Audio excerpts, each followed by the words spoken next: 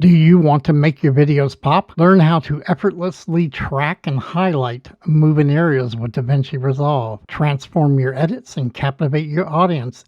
And this is how. Take that footage in your timeline and go on over to the Fusion page. We're going to start with our playhead at 0. We're going to now scroll in, control and middle mouse wheel to zoom, and we're going to highlight this building. So the first thing I'm going to do is going to control space and bring up a planar tracker, and we're going to add that to the node. So what we're going to do now is we're going to go and we're going to highlight around this building, because this is the one that we want to track, and we'll just kind of make it big so it'll have a lot more points to collect. And with that being done, make sure this is in point perspective. We're going to, with our playhead set to 0, we're going to click set. Once we set that, we're just going to track forward. And now that it has tracked through and it has stopped on its own, if it doesn't stop or it passes the point where you want it to, you can always click on the stop anytime you want. So now I'm going to put the playhead back to 0. With the planar tracker selected, I'm going to go over and create a planar transform. What that does is it creates a transform of everything that we just did in the tracker. We're going to remove the tracker.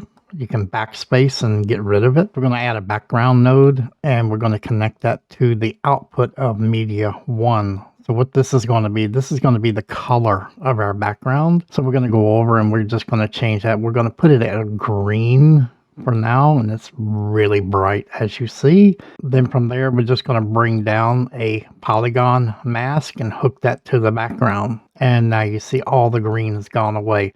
Reason being is because we have not yet put anything in here for our tracker. So now we're going to actually go in and we're going to start outlining where the tracking is going to be. And once we get this completely tracked, we can always adjust it later if you find out that you have objects or places that are not being tracked properly, or you have clicked outside of a certain area. That's fine, because you can always go back and adjust it when you need it. The main thing is to make sure that you connect it together, and once you do that, you will see that you have your green background.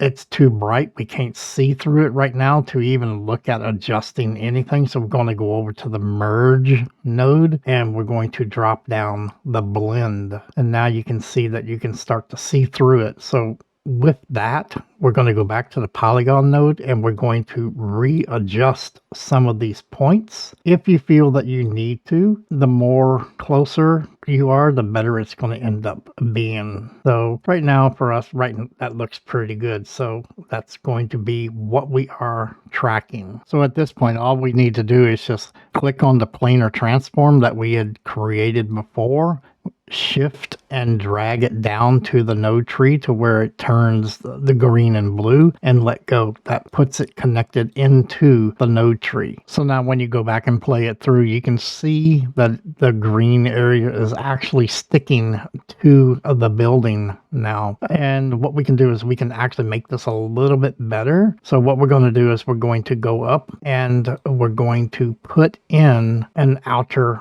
glow. So we're just going to move this up so we can put the outer glow between the background. All right, so we're going to go to the effects and the templates, and we're going to search for outer stroke, and we're going to put the outer stroke in between the background and the planar transfer one. With the outer stroke selected, we do not need this shadow that you have around this object, so we're just going to take and pull the blend back, and what that'll do is it will get rid of the shadow that you see right here, because if you want the shadow, you can have it. In our case, we do not want it. And then we're going to take the border color. You can change it to anything that you want. We're just going to pop it as a red, and we're going to decrease the border size a little bit. It's going to be dependent upon what it is that you are using. If you're using a red background, of course you don't want red, and maybe you don't even want green. All of it is totally up to you. So we're going to make this fit,